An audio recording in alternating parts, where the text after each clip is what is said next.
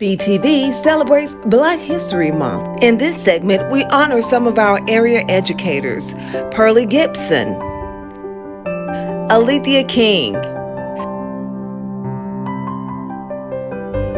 Dr. Rose Morgan Wood, Coach Arthur Dunn, Mrs. Crook, Reverend Dr. W.T. Edmondson talks about Ethel W. Kite, Miss Jo Frances Jackson, Miss Marguerite Julian, Superintendent Jennifer Boyd.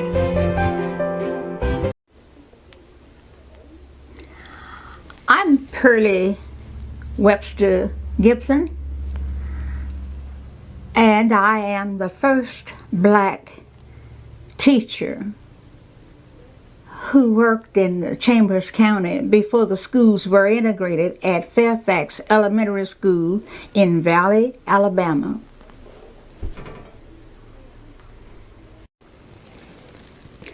I was born in Montgomery County, where I attend high school and college.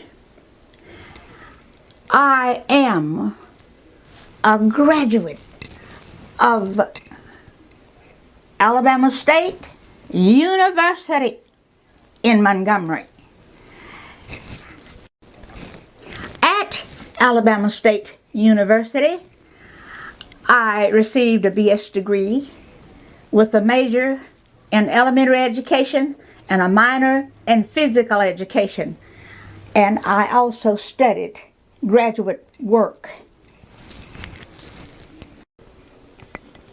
Miss Gibson, would you share with us about your college days at Alabama State? It was great. The school and the people and just the idea of obtaining an education was great. But we had some changes there as time was changing in the certain areas and cities and even in the world with integration. We had a problem with the bus protest.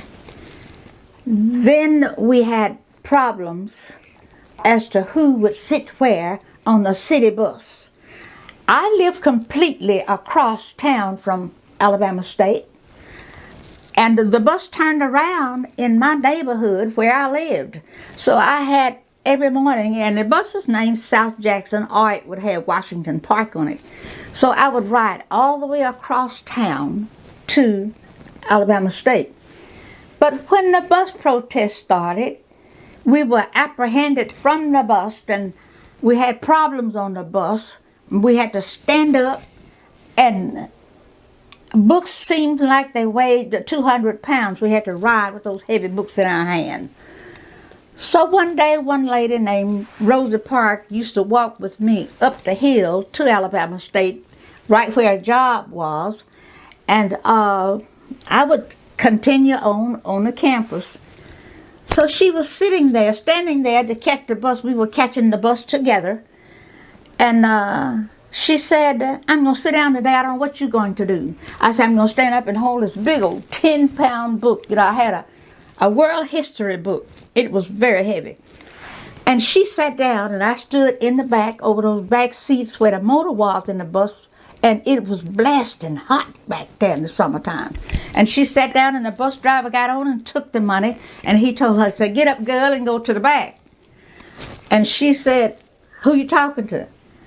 And he said, "I'm talking to you. You know you don't sit up here. You sit back in the back." She said, "The seat's all filled up, and I just paid my fare."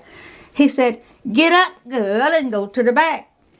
And she didn't move. Instead of moving, she got stiff and still.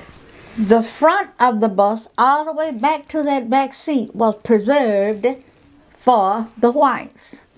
And then after that back door, on that back seat back there, the blacks had to sit back there where we mentioned that the motor was hot.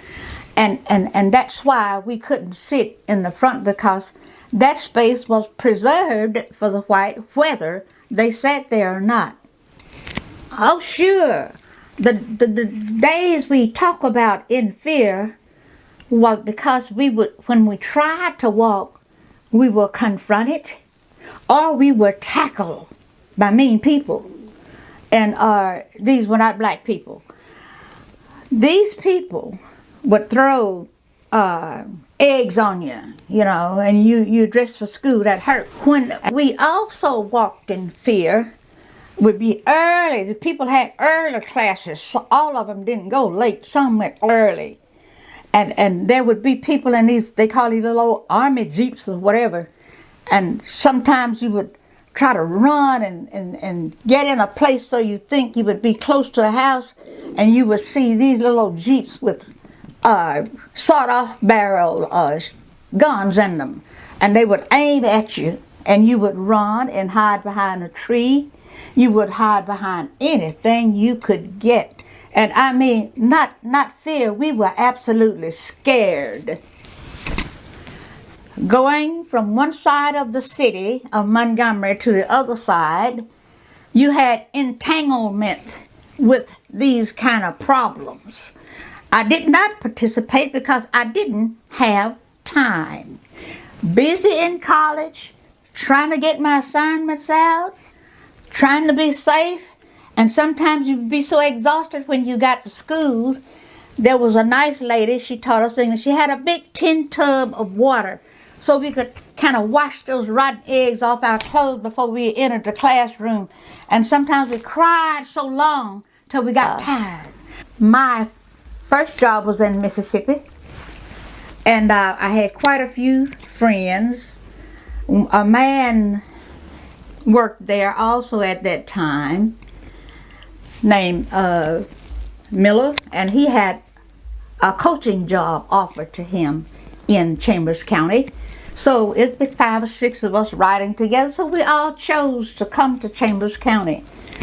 And I worked after I left Mississippi, I worked at Rehoboth. They called it Rehoboth, then they had the elementary school there. As we continued at Rehoboth, and I worked with smaller children, and they were doing exceptionally well with reading. So that was great. Everybody liked it. The superintendent even liked it. So I was at home on a summer break, and early one morning he called, early in the morning, and he said, we had talked to you about moving to another position. And that position was move to the white school to teach reading. And I said, oh my goodness, I broke down. I started to cry, and he said, well, don't cry. Said, just get ready to take the position. I said, I don't know. He said, well, I'm going to tell you, you're going to have to take this position or take else. And I stopped and asked him, sir, what do you mean about else? He said, take this position or not. If you don't take it, you'll find out what else means. But I wiped my eyes, and I guess I learned how to love the Lord. I said, Lord, help me.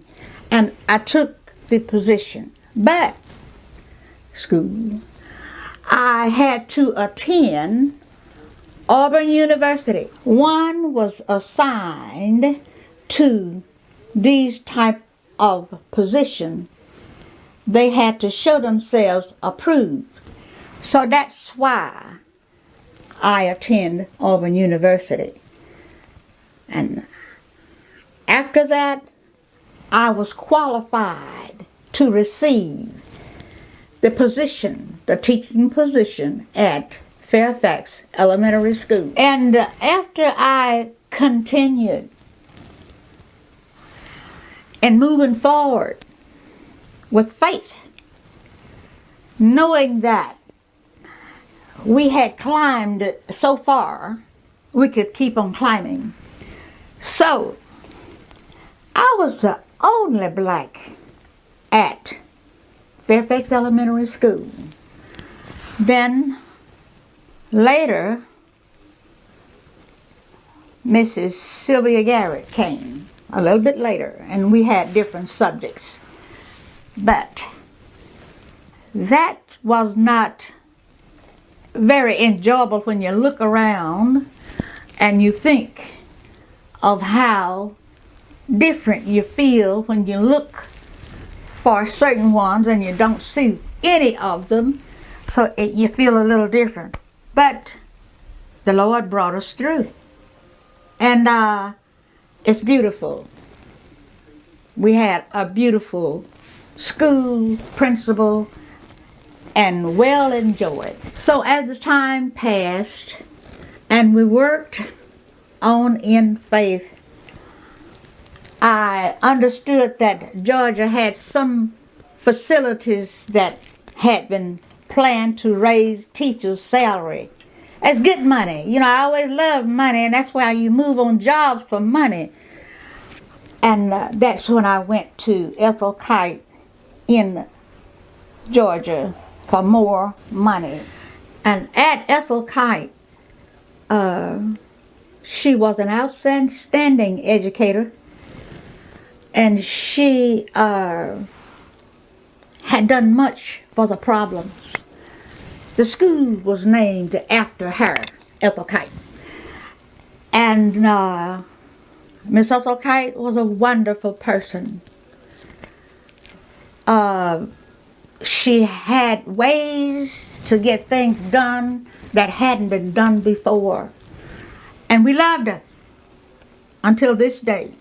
God bless her. And there are some schools that you go to, there are students that forever stay in your mind.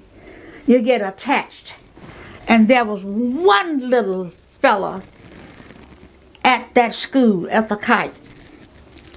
And he had pretty curly hair and it flopped around, and he didn't cut it real short.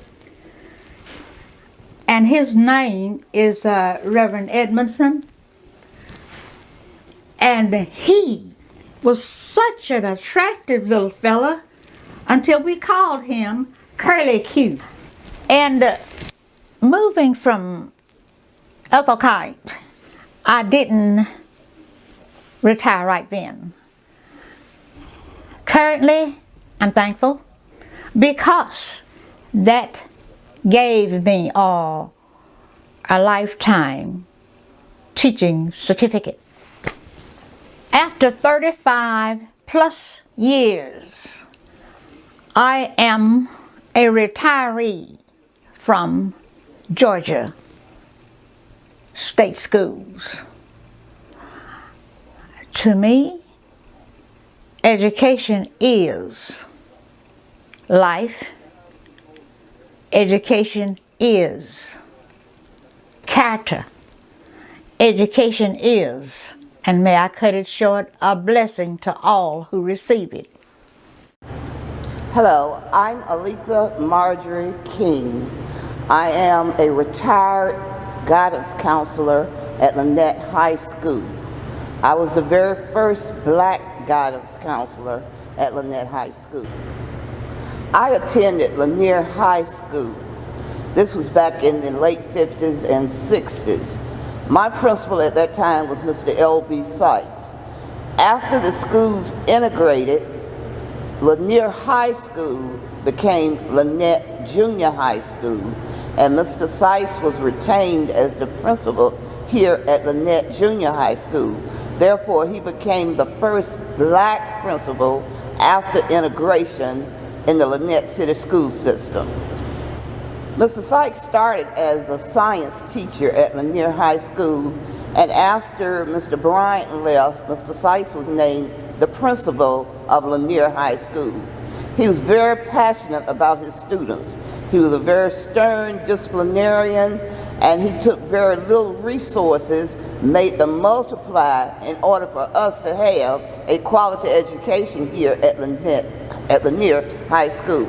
We had to take hand-me-down books from the other students within the Lynette school system, but that did not stop us from learning. He made sure each one of us had a book to take home.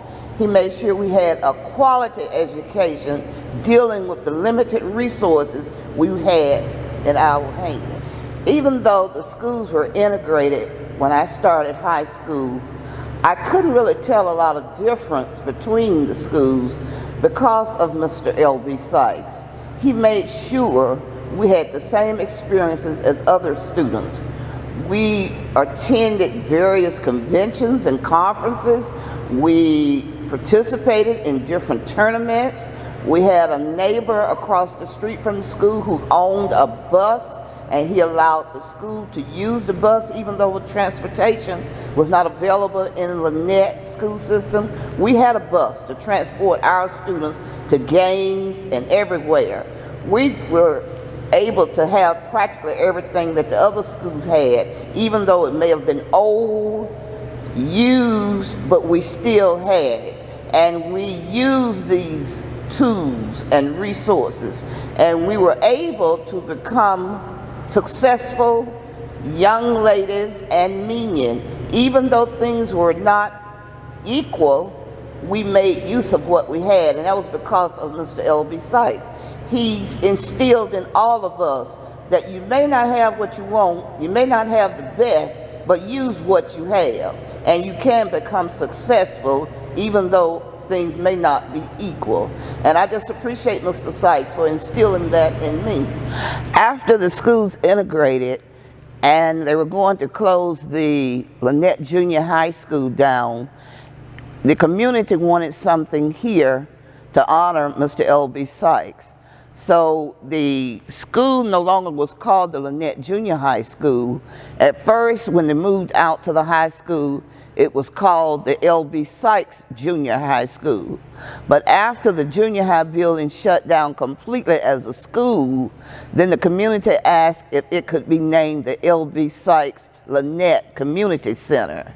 And this is where we are today. So originally it was Lanier High School, then it became Lynette Junior High School, then L.B. Sykes Lynette Junior High School, and finally L.B. Sykes Lynette Community Center. Mr. Sykes was a very great educator. He and the principal of our neighboring and rival school, Rehoboth High School, Mr. W.F. Burns, both of them were very, very knowledgeable and intelligent men. They always wanted what was best for the students. They always put their 100% plus effort in making things available for the students. Mr. Sykes would go beyond the call of duty as a principal, making sure his students were taken care of and making sure his students at Lanier High School had the best education possible under the circumstances of things not being equal across the board. Ms. King, would you tell us a little bit about Coach Hardy? Who was he? Yes, goodness. All of our teachers at Lanier High School were good, but there was one that stood out among all the others, and that was our physical education teacher, Coach James A. Hardy. He was a man who could improvise. I would say we had about the best physical education department probably in the state of Alabama. We learned everything. We learned, first of all, you had to take 9 weeks to learn the rules and regulations of a sport. We had tennis. He made a indoor bowling alley. He found old bowling pins and balls and made an alley in the gym. We had to learn how to keep scores for bowling, and then he taught us how to bowl. We had a trampoline. We had to take tests on our trampoline, learning how to do different stunts. He would just take anything and make it into something. And we learned PE. I mean, we learned the rules of the sports. Today, when I go to a football game or a basketball game or watch a tennis match or even go bowling, I know how to keep scores. I know what I'm watching. It's not just an exciting thing running up and down the field. I know the rules and regulations, all because of my PE classes with Coach James A. Hardy. He was one of the best. In fact, I would say he was the best. Anybody you ask who attended Lanier High School would tell you the same thing about Coach James Hardy. We even had to learn how to swim. My last year, they put in a swimming pool here at Lanier High School, and we had to learn how to swim. Whether you wanted to or not, you had to because you were going to be graded on it. And it was just, I mean, PE was just a fun thing. We had to wear these uniforms. It was not, I don't want to wear it, or I'm not going to dress out. You had to wear it. It was no questioning about it. Parents made sure that you did exactly what you were supposed to do. If they said wear uniforms, the teacher said wear uniforms, you had to wear them because they knew Coach Hardy would give you an F if you didn't have that uniform on. So, and it had to look good. It couldn't be all wrinkled and nasty. It had to be clean, pressed with your tennis shoes white and your white socks. And when you march into PE each day, he inspected you first to make sure you were looking good, and then you started your PE classes. So we would get angry sometimes, and then I remember one particular event we have, we would do this chicken fat dance at PTO meetings, and it was nothing but aerobics that we're doing today. It was a dance that was exercise dance that was done to music, and all of us would be in a circle here in this very gym, going around in a circle, and we would be doing these different exercises to the song Chicken Fat, Chicken Fat. And I look today at aerobics, it's the same thing. So what you see students doing today, we did it back in the 50s and the 60s. And I just appreciate Coach Hardy for having that initiative, for being able to improvise, being able to take little things that he find out in the community along the streets and bring it back in and make it into something that we could use in our PE classes. We just say hats off to Coach Hardy. Okay, you say improvise. Was this before the schools were desegregated? This was while the schools were still segregated. We didn't have all of these things that the other schools had. And he would just take what he could find and make it into something. Say, for instance, if the other schools were allowed to go to the bowling alley like one day out the week to do bowling, we weren't allowed to do that. But he didn't want us to miss out on bowling. So he found old pinions and brought them in and made a bowling alley. And therefore we did a 6 weeks study of bowling, and we learned how to bowl. That's improvising, taking something and making it into something larger. Like I mentioned before, now some of the schools didn't even have trampolines, but he had a fundraiser to order us a large trampoline, and we were able to take trampoline lessons here at Lanier High School. So we did a lot of things.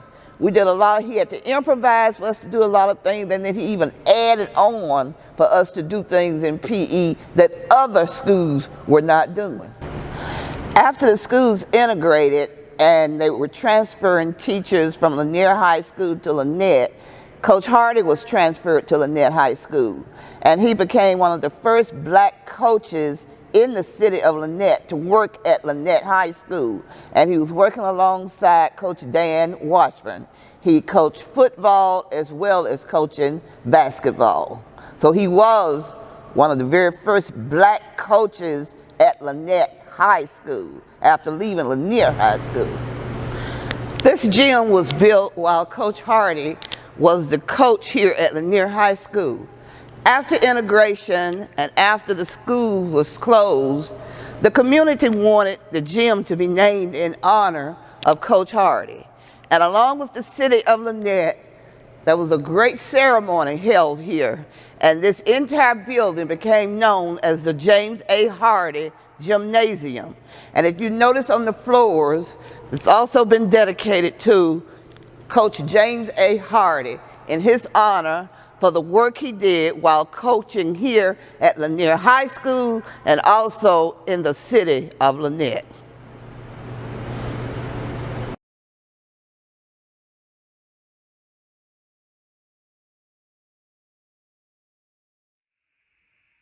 I'm Rose Morgan Wood, the fourth child of Gladys and John D. Morgan. I was raised right here in Lynette. I went to school here in Lynette, finished Lanier High School, left Lanier, went to Tuskegee, enjoyed Tuskegee because I had two older sisters that were there and I knew I'd be taking care of them. But it ended up that I had to take care of myself. I left Tuskegee, I came home and got a job in West Point because the superintendent of education secretary lived right down the street from me, so she made sure that we had jobs. I didn't even have to apply. While at West Point, I started with my master's at Alabama State. I got a master's, a AA, and a 6-year certificate. I was still teaching, but I decided to come to Alabama because Alabama teachers were making more than Georgia teachers at that time. I began to work on my principalship. I went to Troy and finished at Troy, came home, got a big surprise from Mr. Washburn, who wanted me to be the principal of Lynette Junior High. Before I became principal at Lynette Junior High, I was at South Elementary, which now has been torn down. South Elementary had both white and black students. That's when the integration was in the early inception of education.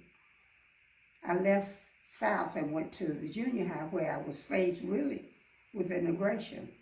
As a matter of fact, there were more white kids than there were black kids.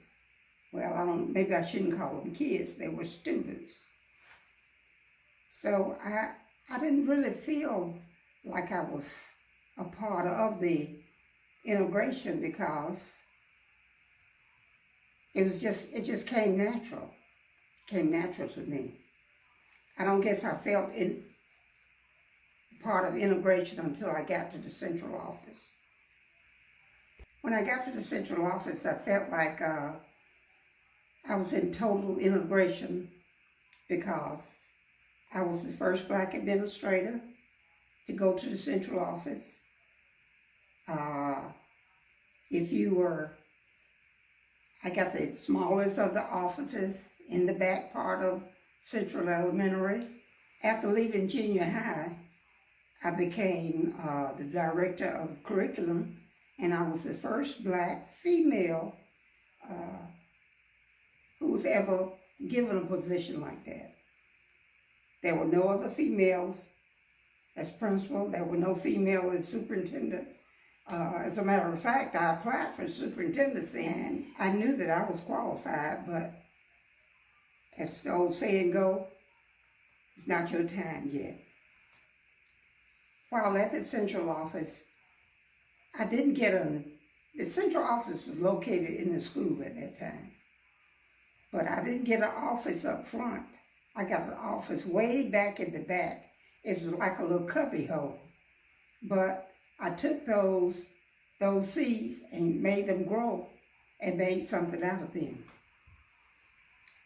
While I was taking those little pills in the little office back there, I decided that I would go to Auburn University. Mind you, I had applied at Auburn about 5 or 6 years before that time, and I made a high score on the National Teachers Exam. It was so high that they wanted me to take it over, and I said, no, I'm not going to take it over. So I waited my time again. So they finally decided that they would take me in at Auburn University in the doctoral program for educational leadership. Now, there were only 2 blacks in there, Dr. Moffitt and myself. We later became doctors at Auburn. Everything else was lily white. I hate to say it like that, but that it was. And they sometimes made it a little hard for me because you had to earn your way, I guess. I had to say that. So I just took my time getting my doctorate. I knew that when I passed in an assignment, it had to be better than usual in order for me to succeed. It's hard to talk about academic excellence. When I was in school, I had some factors that pushed me to make sure that I did exactly what was necessary in order to get to the next step. Nowadays, children are not exemplifying this type of behavior. They don't believe that it's water on the other side of the town because they hadn't been there. So they don't get a chance to actually, let's see what I can say, they don't get the chance to actually show their abilities because they don't have the people or the push that I had. All right, the central office. The central office is the main office of the school. It consists of the superintendent and all of the superintendent workers being a part of that office.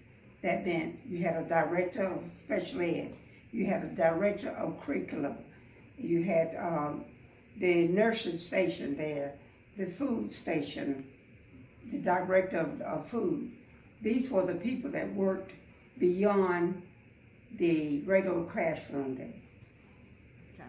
Now, when you said you were at the central office and you took those pills and made something out of it, how did it make you feel? Well, I didn't feel inferior. I've never felt inferior. I've always been outgoing. And I could take anything that anybody said and twist it around and make it be right. So I stayed there for a while in the back and got done what needed to be done, and I didn't complain.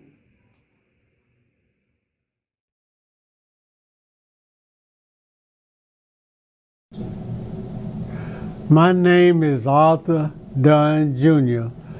I was the first black basketball coach during the integration at Valley High School in 1971. I'm a graduate of Tuskegee Institute in 1954. I didn't have any money to go to school, so my mother went to check with the people in the office to check if I can go on a work study. I worked for the first 2 years, 8 hours a day, went to school at night. That's how I was able to get an education. After finishing Tuskegee Institute in 1954, I had 2 job offers, one in Chicago, Illinois, the other was in Lexington, Kentucky, Davis Trade School. After working there 2 years, they need a math coach, a math teacher, and a coach in Chambers County. So I got a job at Phillips High School in 5 Points, Alabama. It was all black.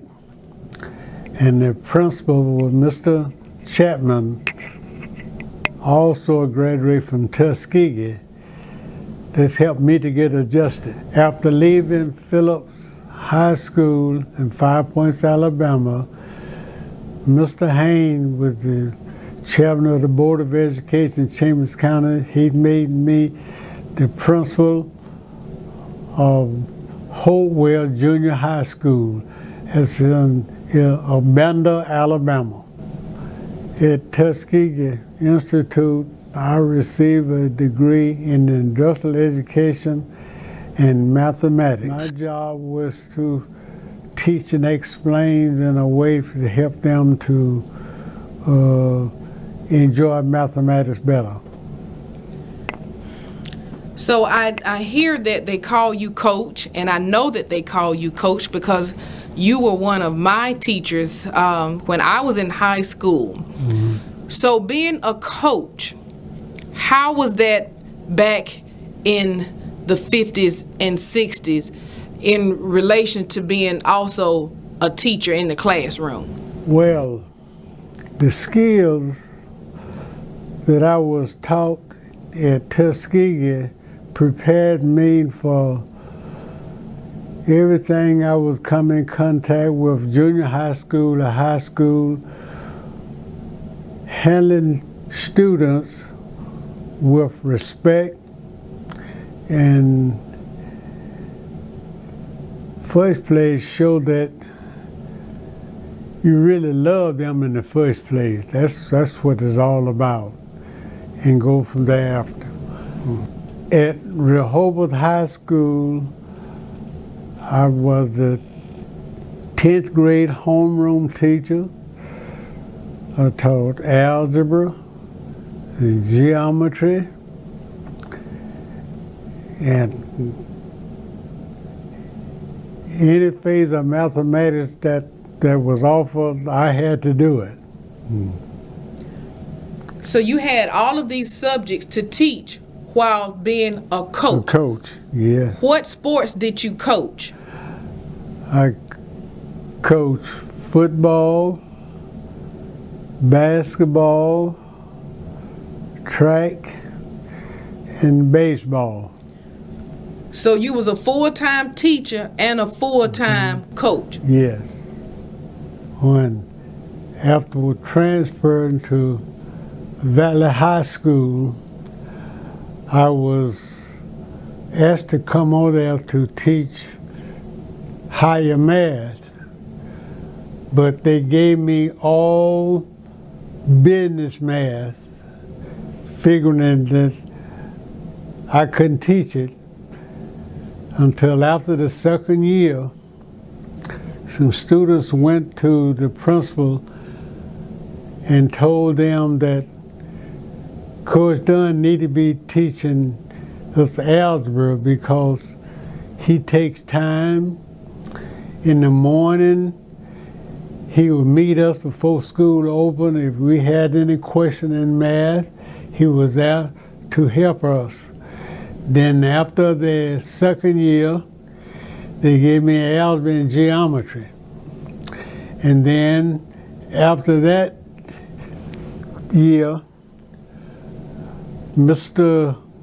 Grady was the assistant principal. He came and told me, said, Coach, said you need to go to Valley High School. They didn't feel you up with full preparation. Since I had industrial education, they have what they call a day trade. That's mechanical drawing. So they put that in the curriculum. Then I had to also teach that. I had one course in that, which I think was very, very good, because I had one student in taking the mechanical drawing. His name was Greg O'Neill. He enjoyed the mechanical drawing, so he said, I want to be an engineer. So he went to Auburn University to engineering. Now he got a farm in O'Neill. He's the one who drew the diagram for the spokeplex there in Valley, Alabama. All because he said he just enjoyed that drawing. Okay, while at Valley High School in 1970, I was the assistant basketball coach. And then the principal called me in with the head basketball coach there, and they gave me the job of being the head basketball coach because they said I know how to deal with both groups, black and white.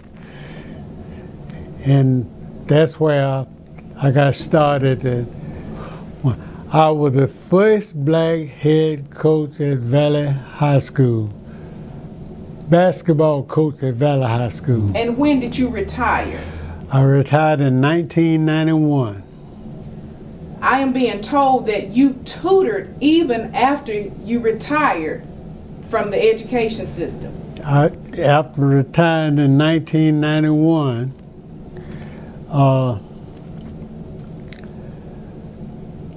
my wife was working at Greenville High School, and they need a math teacher, and I went up there and worked 1 year, and I just got tired of it. Then I came back Then I started tutoring the next year. Tutored from 1995 up to 2018. And if you don't mind sharing, how old are you now, Coach? I am 91 years old. When I started teaching geometry, the first 2 years I had nothing but white students. But the third year, Miss Marguerite Cook, Reverend Cook's son, she told him, you're going to go in there and you're going to sit on the front row right by Coach Dunn where you can start. And after Sean Cook came and stayed 1 year, then every year thereafter, they had about half and half, black and white students together. After finishing my teaching ability, a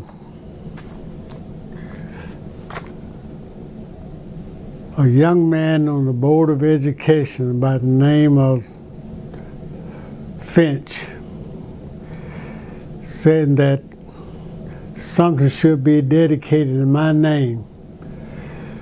So he went to the Board of Education and talked with Mr. Riley, who was the superintendent then.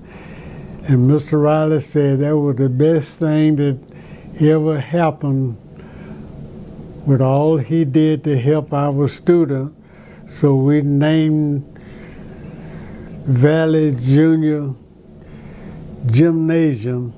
The dedication was on Saturday, May the 15th, 2010. The gym is located on the west side of W.F. Burns, which is the name of the middle school. And the middle school was named after a permanent man who worked so very hard all the time to do things for the community. Mr. Burns, I thought at one time was act unusual, but I found out he really cared for all of us.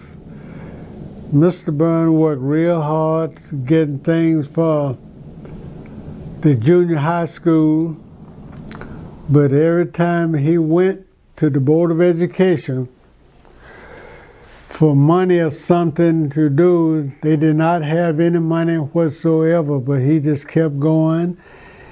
And once the school was integrated, and all the things and even more that Mr. Burns asked for, we got it over there now. And the school also was named Valley Junior High School, but the permanent name now is W.F. Burns Middle School. Mr. Burns was the first black principal of W.F. Burns. And in addition to that, they named a street over there not too far from the school, W.F. Burns Drive, which is to remember the great things that he did for the community. Mr. Burns was a very good person in the community.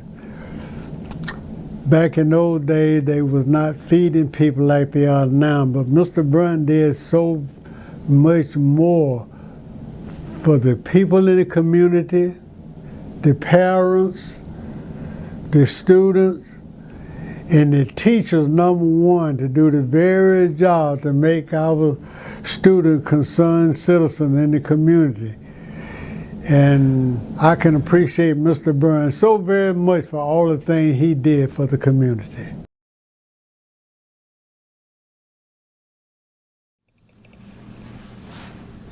My name is Katherine Crook. I was Katherine Pitts before I married a Crook. I graduated from Chambers County Training School in Lafayette, Alabama. I left there and I went to Miles College. It was beautiful to me because that's where I had to take French, and I love it. I went from Miles College to Northwestern University in Chicago, Illinois, simply because my sister was a nurse there at Cook County Hospital. I got a job working with the Jews, and I learned how to do some common housework, and I attended Northwestern at night. Oh, it was pretty rough to work all day and try to attend classes at night. But with God's help, I was able to endure it. After getting all that I could get from dear old Chicago, I said, well, I'm not quite ready for life. So I came back to Lafayette, Alabama, which is a great little country town. There, I decided that I was not ready for life. So I left there and I went to Alabama A&M.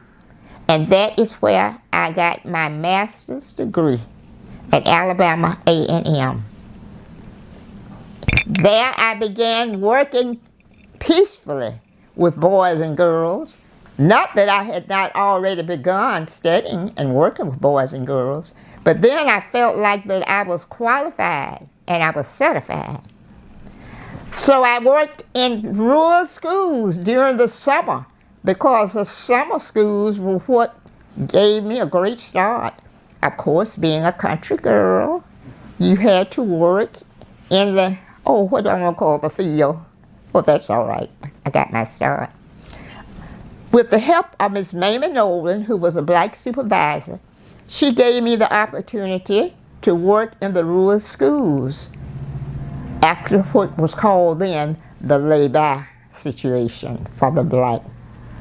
I worked at a number of black schools. I worked at Liberty. I worked at White Plain. And I also worked at Milltown. But that's not all. After graduating from college, I got married. Oh, God gave me a beautiful husband, Milledge E. Crook, who became a principal in Chambers County. From there, he was made principal first of Riverview in the Valley. We were there for a tour until they closed Riverview because they started sending the students from Riverview to Lynette High School. Oh, remember, it was segregated at that time. But that was not all. We continued to strive to make it greater for boys and girls, something that we had been deprived of.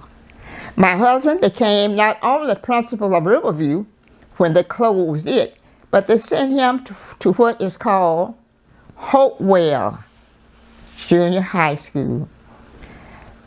After a tour of 3 years there, it was closed, and they sent me to 5 Points High School and made my husband principal of the little elementary school there at 5 Points. What a beautiful thing it was. We were still working with boys and girls, trying to give them an education. I worked at 5 Points High School. I first started under a white principal, but it was great. God is great. He can arrange it all. It was great. After closing that school, I came to Lafayette High School. I was retired from Lafayette High School. I found a new life every spring because when school closed here, which was relatively early, and we finished with the crops, I would go to Chicago, get a light job, and attend Northwestern University. It was beautiful because it seemingly that the Northerners knew nothing about segregation. So it was beautiful. I would attend school and also work. I would work in the home of the Jews during the day and attend school at night. It was beautiful because I did not receive any segregation at all. being black was just something that you thought about. But when the school would close there, I would have to come back to Chambers County, Lafayette, Alabama, and wait on the schools to open for the black to go back to school. Yes, I attended school daily, but I worked in the cotton field in the evening. Riding a bus, what is that? I never had the opportunity to ride a bus in going to school. You walked.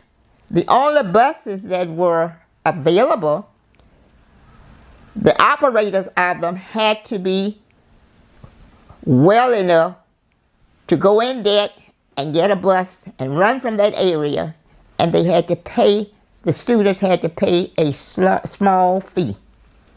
But I lived in walking distance of 3 miles. So therefore I walked those 3 miles. Walking, oh, that was no problem. That was an enjoyment. Because exercise, that's what I got every day. Because I was a rural country worker. Yes, I had one brother. And I can remember well that he operated the first bus that came from Casita, Alabama, to Chambers County, brought students to Chambers County Training School. A bus? Yes, my father bought a pickup truck, and they built the seats on this pickup truck. And he picked up students and brought them to Chambers County Training School. Oh, it was still beautiful. God was still blessing us because we could see that the world was opening up and that God was still with us. Yes, we have made it. Thank you, God. Yes, I grew up in the country. If you do not know, I wish to tell you that the last of August and the 1st of September was known as the lay-by season for the farmers. And of course, I would go to Chicago and I would work the rest of August, all of August, and come back the last of September because school was going to open for us the last of September. That was my enjoyment because when I would return to Chambers County, I also had a few pennies and some used clothes, which were much nicer than I was able to buy at that time. Oh yes, I have worn hand-me-downs, but what does that matter? God gave me grace. He gave me knowledge, and he gave me the blessings to move forward, that one day you will be able to rise if you keep my blessings as a blessing. Each summer, Miss Nolan, if you had finished high school, she made it possible for you to have a job. I also worked one summer at what is known as White Plain, Alabama. We all know about White Plain because it's right on 431 going to Roanoke. It's a blessing to know that you were able to work. Yes, I worked in the field also. But what? It gave me the knowledge to know that God will bless you and to take advantage of all of the blessings that God sent your way. I was chosen as the first black woman at Valley High School when they integrated. Of course, the principal was Mr. Warden, and the librarian was Mrs. Cook. It was a great experience, but through the challenge of God, the students were very cordial to me, and they enjoyed talking to me also. Yes, the principal was not accustomed to black teachers on his staff. So there were 2 of us, Katherine Crook, Charles Freeman. Yes, I think Charles has passed on, but through God Almighty, I'm still here to deal with it. So therefore, I can tell you some of the experience. Mrs. Cook was a librarian. She was white. She was very cordial, and she seemed to have understood it. But it was somewhat hard, seemingly, for the principal to realize that I have a black person on my staff. But he was nice, and thank God. It went well through God Almighty. And I can tell you there's a God. He enabled us. He worked with the heart of the principal, and he worked with my heart. Therefore, we never had any conflict. He might say sometime, realize that I am the principal and I tell you what to do. Yes, I realized that. And through God Almighty, we were able to move smoothly with the trust of God. And our librarian was very sweet to me. She seemed to realize and had sympathy that there's a change of society and we must accept. Know God, because through God, he softened the hearts of the white and the black, and we were able to move smoothly, and there never came in conflict between us. I was married to a educator, Milledge Emerson Crook, from Calhoun County, who was a graduate of Alabama A&M University. Of course, he too had the desire and the blessings of God to become principal of Riverview, principal of Hopewell, and also when Hopewell, these schools were closed, would be united with another school. He was the principal of 5 Points Elementary School when he retired. Yes, I would like to tell you, put your hand in God's hand, and he will be your director.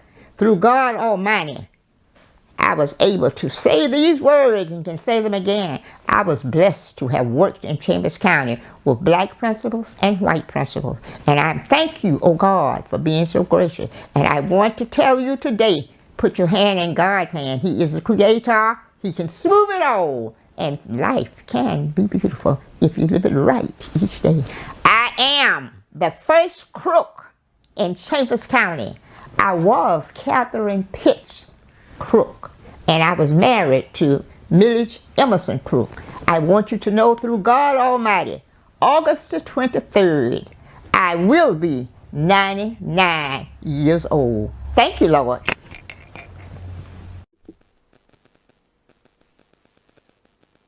You ready to start? I'm ready. My name is Joe Francis Fennis Jackson. I taught school for 49 years. And how old are you? And I'm 94 years old. Birthday January the 2nd, 1927. How did you get started? What made you get started teaching? Well, my mother was a graduate from Mercer College at Tuskegee. That was years ago. But anyway, she always encouraged me, and I always, like to do different things. And so when I finished high school at 16, my mother wanted me to go where they had a matron, and that was at Clark College. I was there for 2 years, and for 2 years at Alabama State, where I got my degree. And so Dr. Anderson was there, and he was one of the teachers. And I've always liked, writing and all. And so he says, "So don't you want to go on and get your master's?" I was 20 then. So I had to do a thesis. And my thesis was the relationship of the methods of teaching spelling to spelling achievement. So I had to give my tests for the students, and then I had to write them up and all. And that, I always liked reading and math. That's kind of, So take us back to you finished high school at what age? 16. Okay, I want you to say I finished high school at 16. I finished high school at 16. And then? And when I went to college, you want to know anything else? Just say, I want you to start with, I finished high school at 16 and I finished college at age? I finished college at age 20. Okay, that's good. That's what I wanted to hear. How was it when you first got your first teaching job and where? And my first teaching job was down at Riverview Junior High School. And by me being so young, Miss Gibson says some of these children may be almost as old as you are. But they made their children mine. They had to mine. So I didn't have any problems with them. As they say, if you have some problems with them, we'll get them when we get home. So was that school an all-black school or? Black school, because you know they didn't integrate until 1968. Okay. Once they integrated, how was it? How did you handle the integration part? Well, as far as I was concerned, I was the same. But when they had some of the whites, they wanted them to do they didn't learn their lesson, go to a special class. I was against that. Because I said, I'm against that because that's what you're here for, to help them when they can't do what they're supposed to do. But otherwise, I didn't have any other problems. Because I had white ones to come in my class. How were the students back in that day, and what year was that? That was back there in the 40s, I believe. How were the students? How did they behave, or how did they act? I didn't have any problems with those down at Riverview Junior High School. Because the parents What are some of the told them stories? that they had to mind. And if they didn't mind, if you had any problems with them, you get them, and then let me know. And you know they had order. So tell us, when you started teaching during the integration, how was it when you taught the students and the faculty? How did you all interact with one another back in that time? But where I was, the principal, he was very stern, and we didn't have any problems. Were you nervous about transitioning from an all-black school to a mixed school? No, I wasn't. Because I had been dealing with them beforehand, so I wasn't having, it didn't excite me or anything. Because after I got adjusted, and my principal, he was very concerned about everybody getting along, doing your work, and so forth. Okay. After you left that school, then where did you go? Well, after I left that school, I tell you, I got married in 54. And my first child, that's her right there. She has a PhD, the one, and she was born in 56, and they had a stiff maternity leave. You would have a job if at the end of the year, and if you didn't, you wouldn't have a job, not there. And so my sister and her husband were teaching at Russell County, and so I went to Glenville and Pittsview. That's up at the upper end of Russell County in Alabama. So they had a stiff maternity leave? Pardon me? They had a stiff maternity leave for you to stay out? They had when I said stiff maternity leave, if they had a job there in Chambers County, you would have a job. If not, you wouldn't. So I didn't, my brother-in-law said, you won't have any problems. Said there are plenty of jobs over in Russell County. So that's where I was. After you left Pittsview and Pittsview, Glenville and Pittsview, that's on the upper part. After you left that school, then where did you attend? Where did you teach? I was there a good while at Goodman in Pittsfield. And what were your subjects that you taught? I taught reading and math. Out of your 49 years, what did you see over the years from start to finish? What did I see? Yes. What did you run across? What did you run across after? Were the students, were they still behaving by the time you were about to retire, from the start of your career to the end? What kind of changes did you see? Well, look here. In my class, wherever I went, I'm going to have order. You're here to learn. And that's what I meant. I wasn't mean, but that's where I meant. Now, I got students now who will come. This is one. She called me every week. She was down the review. But I had to have order. Because, in other words, if you're going to learn, you have to have order. And that's what I meant. And I didn't have any more problems because they knew what I meant. And I meant it too. And my principle was along with what I had to do.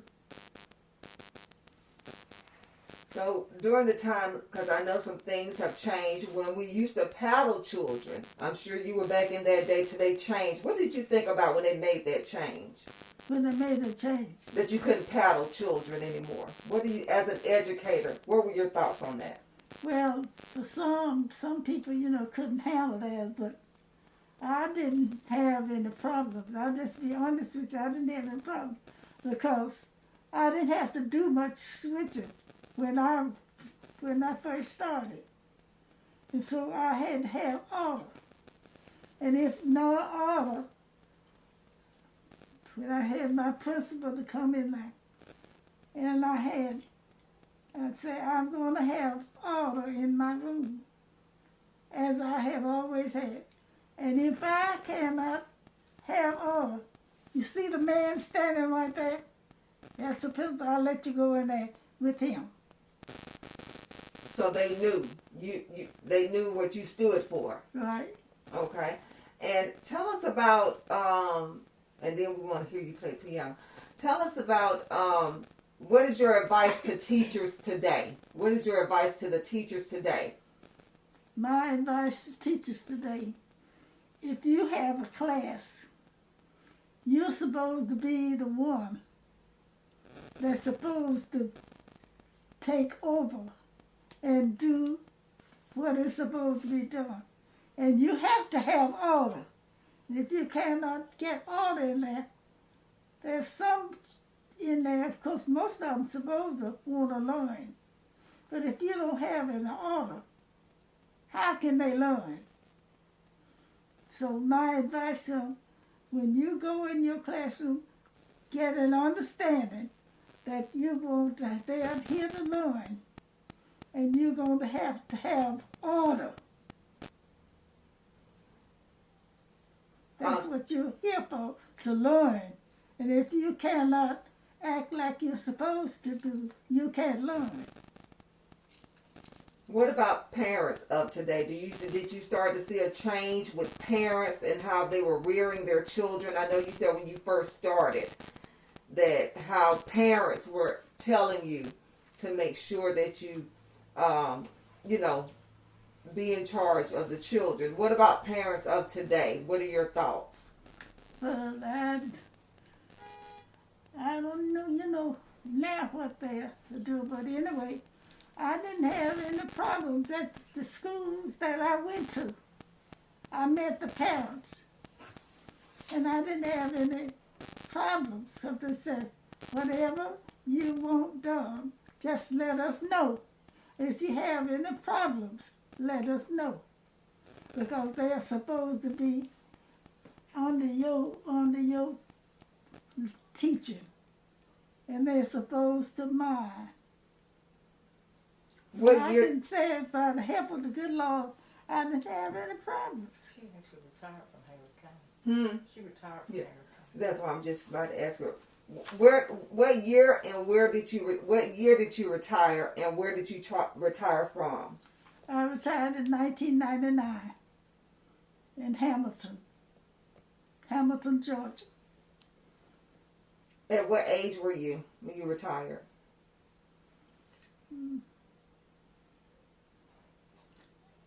Can you count that for me? I'm trying to think too. No. I'll look it up. I'll try to bang it up. 49 She was years. 70 something. And when did you know that it was time to retire? So what? When did you know that it was time for you to retire? Because you went 49 years. Mm-hmm. When did you know that I'm ready to retire? Let's see. I think my feelings about it's ready, to let somebody else take over. Because I had been there long enough and didn't have any problems, because where I went, they had deals with hop here and there, and I would leave, and she would tell you, one time somebody leave by 5 or 6 o'clock, they didn't even know what time I left, because my mother was there with them. And a lot of them would come there with the fronts knocked in, the sides knocked in, the trunks knocked in. But by the help of the good Lord, I didn't have any problems. Because I went early enough to see and to be on guard. And when come back, sometimes it'd be come back late in time. That all depends on what we had to do in school. But I didn't have any problems with deals busting me open.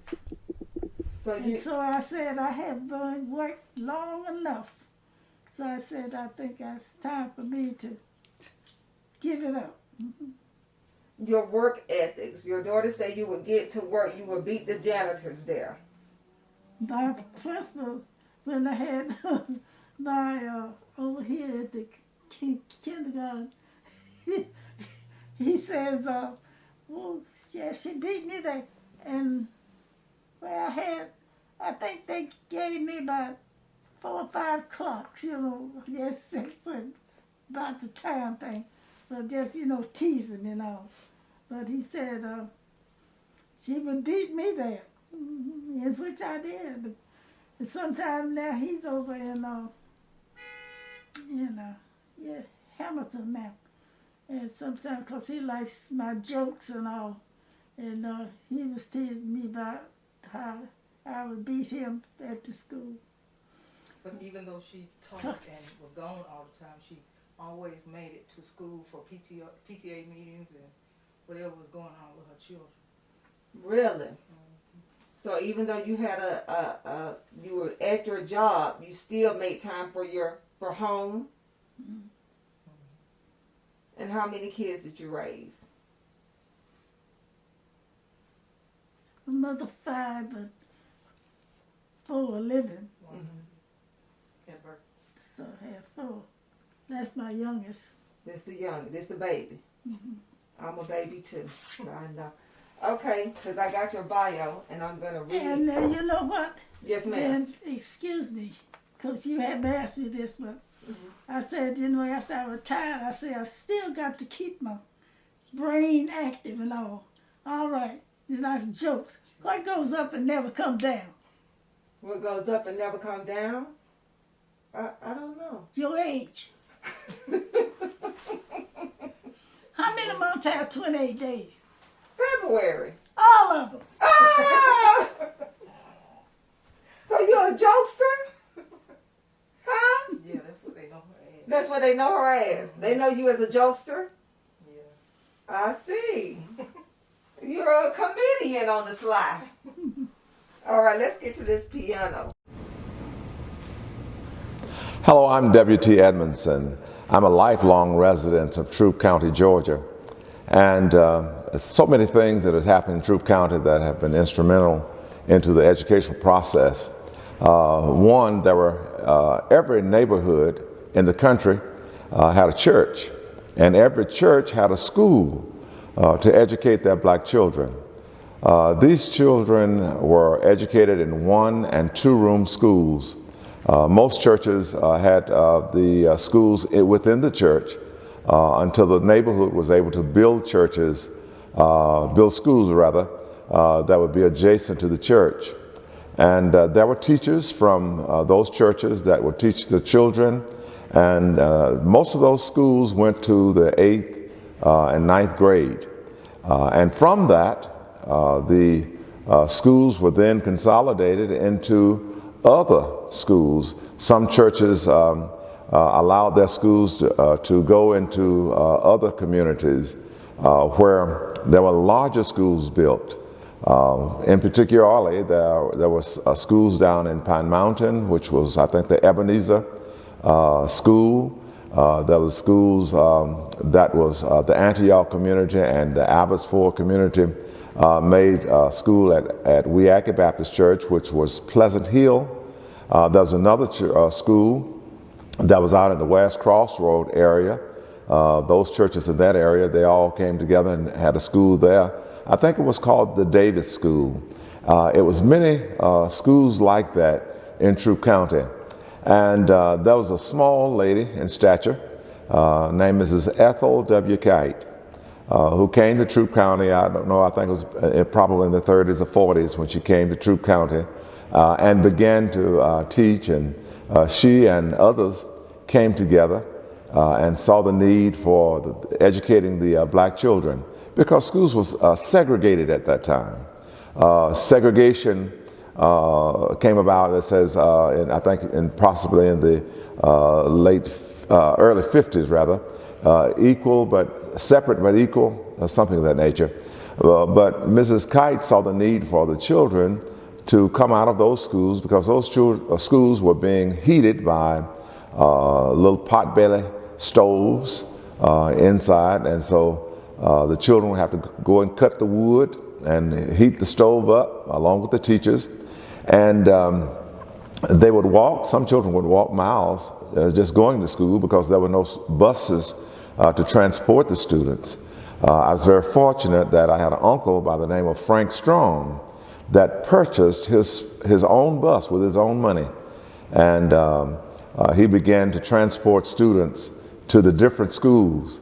He didn't have one zone, but he would go all over Troup County and transporting students to the school because he purchased that school bus with his own money.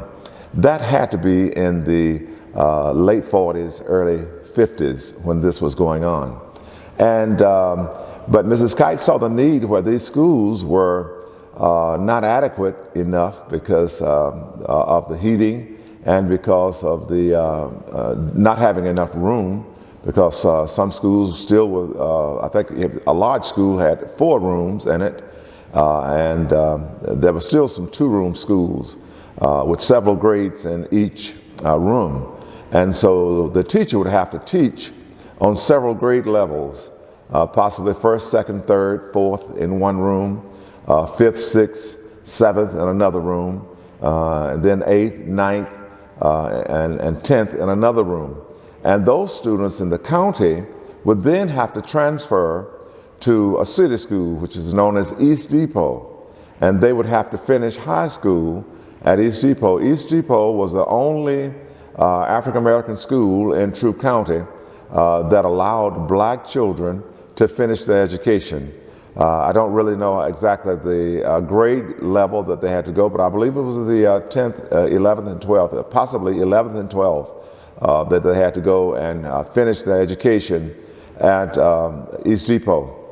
But nevertheless, those students really worked real hard to get their education, and they were very successful. You have people that finished those schools that became teachers themselves. Some became lawyers, some became doctors, some became very professional. Well, out of those church schools, Mrs. Kite saw the need to bring those schools together, so she consolidated those schools with the help of the superintendent, because there was still segregation. She organized 2 schools, Mount Pleasant, which was an elementary school, and she organized Ethel W. Kite High School. which Ethel W. Kite went from the first grade all the way to the 12th grade. Mountville went from the first grade all the way to the 7th grade. The students at Mountville would graduate from the 7th grade to the 8th grade, and then they would be bused to Ethel Kite. Well, it had been in the late 50s, early 60s, I believe, students was then bused by the county. County began to buy buses for the black students to be transported to schools. And I may have my dates wrong, but it had to be in the late 50s or early 60s when this happened, because I remember my father became a school bus driver after his uncle stopped driving buses.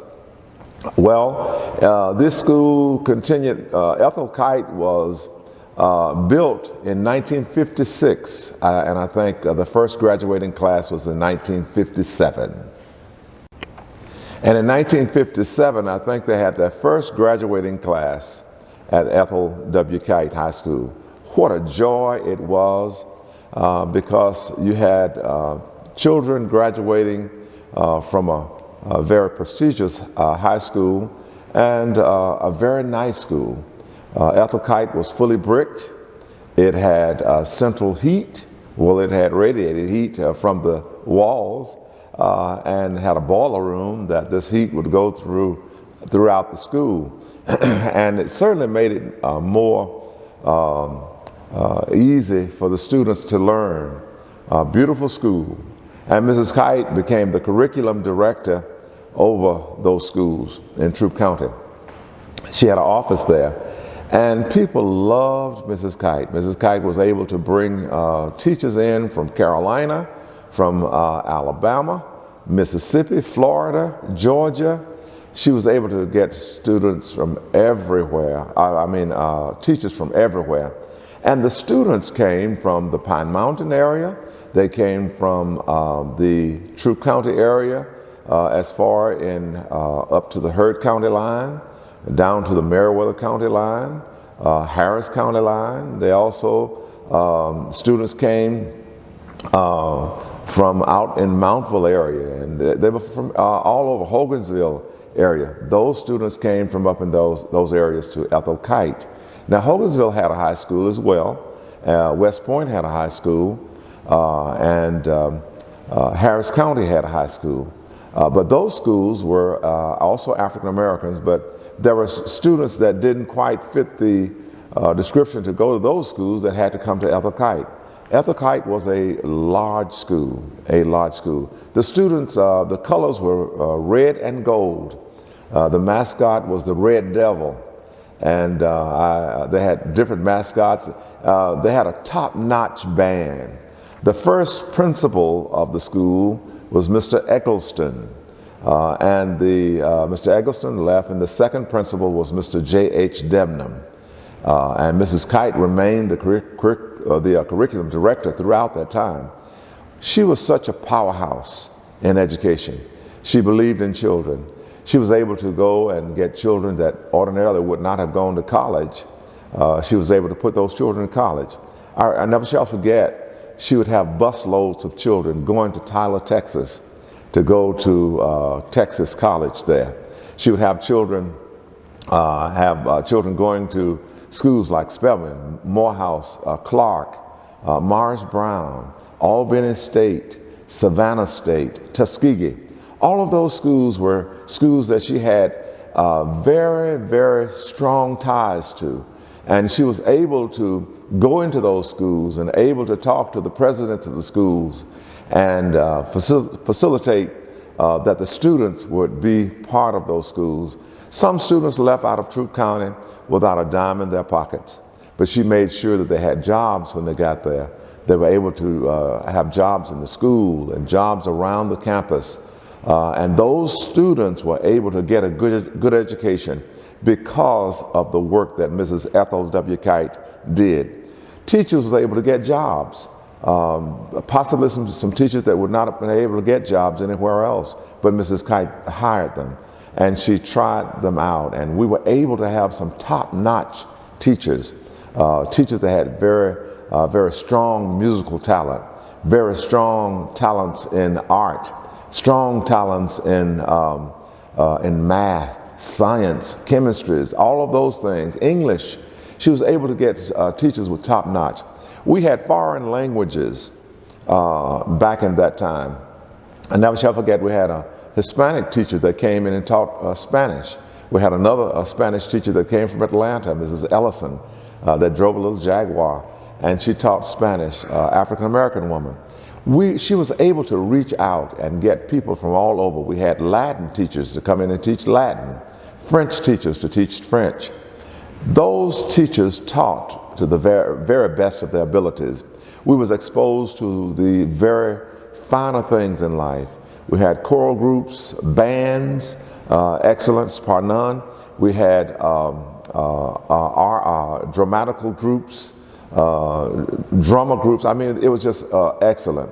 The students was very proud to be who they were and to be a part of Ethel Kite School. Same thing about East Depot High School, but I say that because Mrs. Ethel Kite single-handedly organized Ethel Kite and organized Mount Pleasant schools. Now in 1969, we got the word from the federal government that it was mandated that the schools had to integrate. Before that time, it was freedom of choice, where you had the choice to go to a black school, or you had the choice to sign up and go to a white school. Some students went to white schools, but a lot of us, we stayed with the black school. Myself included, I stayed with Ethel Kite, and my parents was crazy about Mrs. Kite, and so I stayed at Ethel Kite, which I'm very happy because I had a solid foundation. But in 1969, it was mandated that we go to integrated schools. So Ethel Kite's school was going to become a junior high school, and they were going to change the name of the school. And it was myself and Gary Fannin, and some other students. We were angry because they wanted to take the name of the school off. We had no problems with going to another school because we knew that times were changing. Martin Luther King had marched, and the bills had been passed for us to integrate, so we had no problems with that. But the problem we had was our name. The name of this most prestigious woman was going to be taken off the school, and it was only because they did not want their children, the white children, to go to a school that had the black name of a woman on that school. What a travesty. I thought it was just awful. They tried to say they didn't want the name of anybody on schools, but after then they began to put names of people on schools, and we knew right then that it was not because they didn't want to put people's name on school, it was just because of that one name. This lady had contributed so much to education until I, along with Gary Fannin and another fellow came in with us later on named Henry Davis. We all came together and we formed a walkout. We formed a protest. Went to Mrs. Kite's office, and never shall forget that day when I stepped into Mrs. Kite's office. I think I was maybe about 13 years old, 13, 14 years old. And I was angry because we were having to do this, and Mrs. Kite saw the anger on our faces, and she said, "You all are too young to do this alone. You need to have an adult with you. I'm not going to allow you to go out there and do all of this by yourself. I'm going to see can we contact someone to go with you. I just would really don't need for you all to do anything, but if you just insist, I'm going to have somebody that's going to be with you." And we had a person by the name of Frank Cox that came and guided us. We had another minister by the name of Reverend Will Hike from Warren Temple that came and helped guided us. And we formed our walkout. Never shall forget on that day. We came to school, we corralled the students, and we told the students that was going to graduate in 1970 not to go with us because for failure of them expelling them and they not being able to graduate. we didn't mind being expelled because we knew that we were doing what was right. So here we are, 13, 14, 15, 16-year-old students walking out of a school. And when I tell you the whole school walked out, we walked out that day in large numbers. We walked from Ethel Kite. We had our route to walk down from Ethel Kite on the side of the street all the way to the courthouse steps. Needless to say, when we started out, we had a large number, but some parents pulled their students, their children out because they was afraid that something may happen to them. Some of the children stopped by Mickey's drive-in and got hamburgers and things of that nature. And some of the students went on down a little further. But by the time we got down to the courthouse, we still had a great number of students. We had enough number of students to shake LaGrange up, to shake up Troup County, because people were coming from inside of the department stores, Mansour's and Belt Gallons and different stores. They were coming from inside the stores looking out at all of these black students walking downtown to the courthouse steps. And once we made it to the courthouse steps, we made our protest. We told them how we felt, told them how it was to take the name of such a prestigious woman off of the schools. It was something to behold, to see on that great day. I'm so thankful that I did that. I'm so thankful that I was a part of that. Needless to say, they took the name off the school. They put the name of Troup Junior High on the school. They took our principals and they made them assistant principals. They did not make any of our principals. They took Mrs. Kite, took her office, and she had no office there in Ethel Kite. Her office was somewhere in the administration building, and I understand it was a very small office. But Miss Kite never allowed that to shake her. She continued to do what she could for her students. She continued to stand up for what was right for the students, not just black students, but at that time she stood up for all students. And what I like about it is, when we went to Troup High School, we discovered that some of us was ahead of some of the students at Troup High. We also discovered that we had more points because they didn't accept all of our credits when we went to Troup High, because most of us had credits enough. We didn't know anything about credits. We had credits enough really to graduate in 10th and 11th grade. But they took those credits because they said that those credits didn't count. Because when we got to Troup High, I was taking a chemistry class, and the chemistry that I was taking at Troup High in the 10th grade, in the 11th grade rather, I found out that I was taking that chemistry, had already taken that chemistry in the 10th grade. Biology, same thing. English, same thing. Our English teachers, Mrs. Marguerite Julian, had already taught us some of the things that I was getting taught at Troup High. So it made it easy. It was easy breezy. And another thing, when we got to Troup High, they had things that we never thought about. They had a smoke stump. At Ethel Kite, we were forbidden to smoke. If you smoked, you had to slip and smoke on the outside. And if you were caught smoking, you got a paddling. It was values. They taught us not only education, they taught us values. They taught us respect in the African American school. Troup High was a great school. I don't want to say anything bad about Troup High. It was a great school, but it was just not the same. We had to be confronted with being called names. We had to be confronted with being treated differently by teachers. Some teachers thought that we were not able to excel. Matter of fact, when I was finishing high school, getting ready to finish high school, I had one of the teachers to tell me and tell a group of us, now you boys are good with your hands. You're not good with your brain, but you're good with your hands. So what you need to do is think about getting your trade, working on cars, building houses, things like that. Make sure you do that. And because you can excel in that, because your people can excel in that type of work. And it bothered me to hear that. And I told him to his face, I'm going to college. Well, when I left high school, I went to nursing school, finished nursing school, then I went to college and got another degree.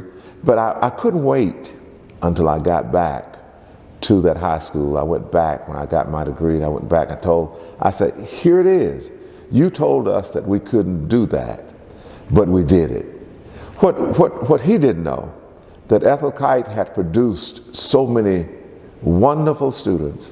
We had millionaires that came out of Ethel Kite. There were some guys, they were called Pickards at that time. They came from the Solomon Grove area, Dunson area rather, came from that area over there. They were Pickards at that time, but they are now Picards because they're millionaires. And they did quite well, did very well, but they were matriculated through Ethel Kite High School.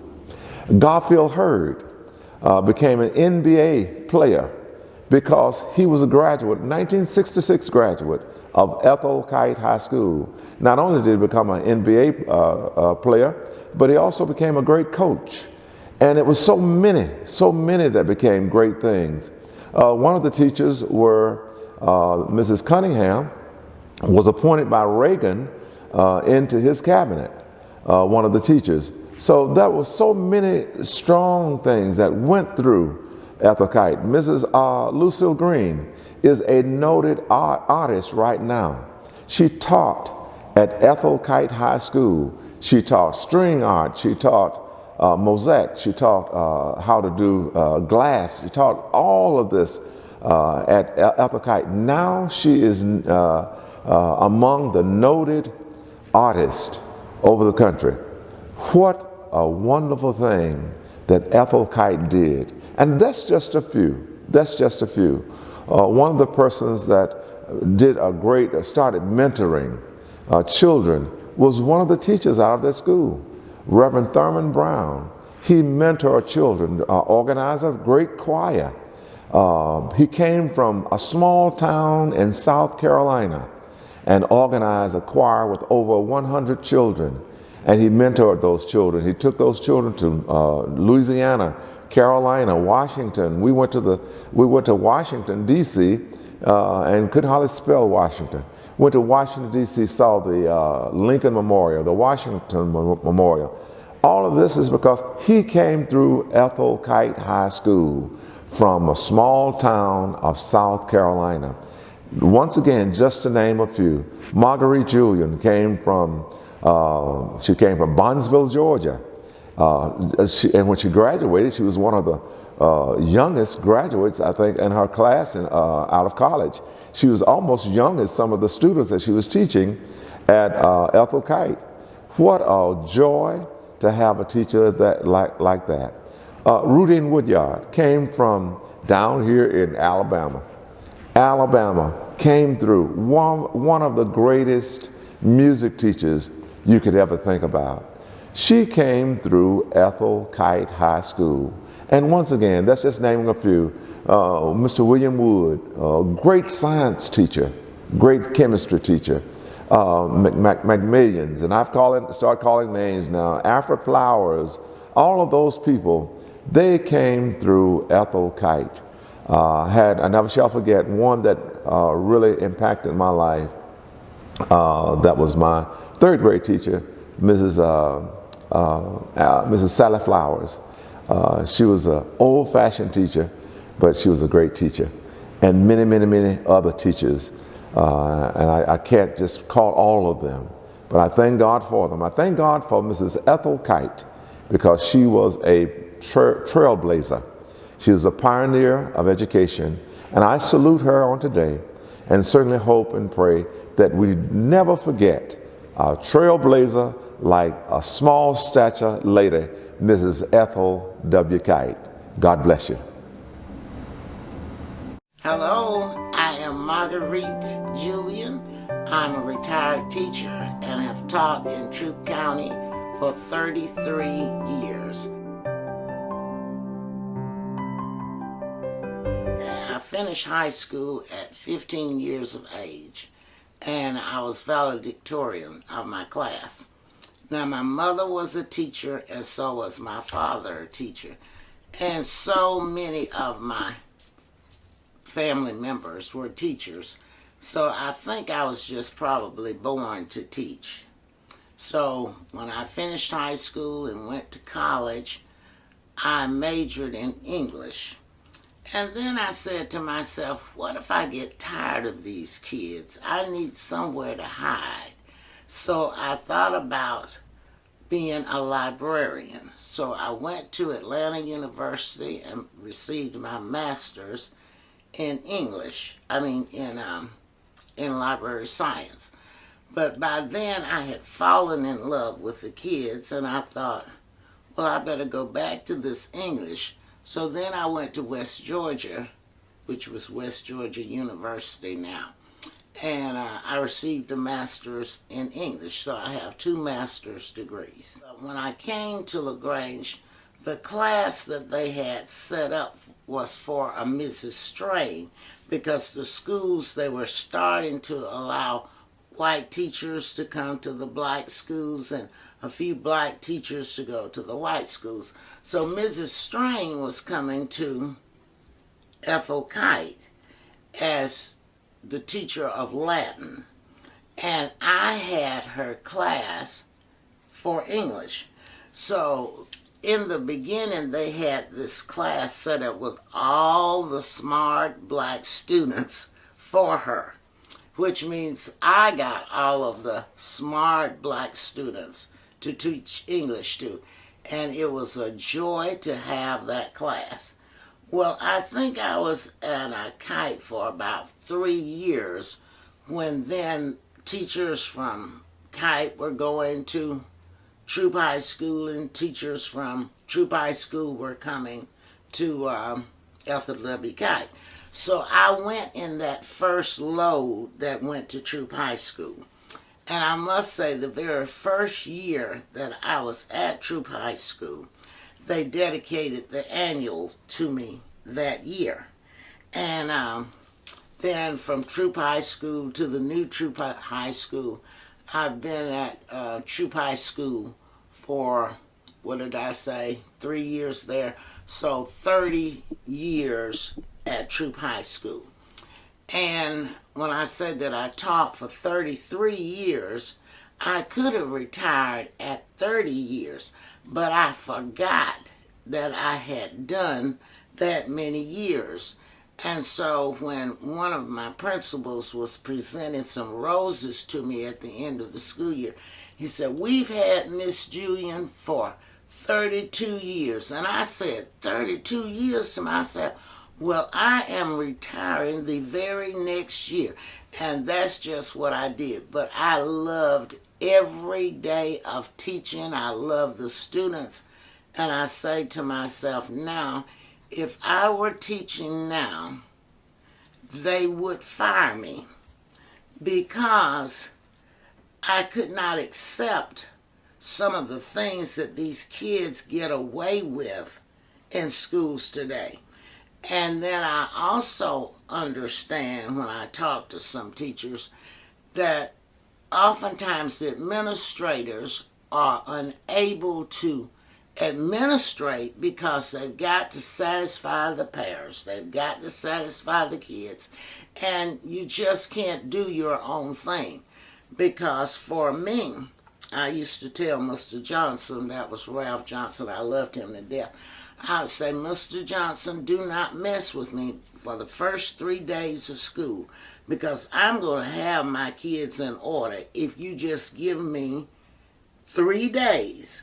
Because the first 2 days of school, I would tell my kids, we are not going to talk about English, I'm going to talk about myself so that you can understand where I'm coming from.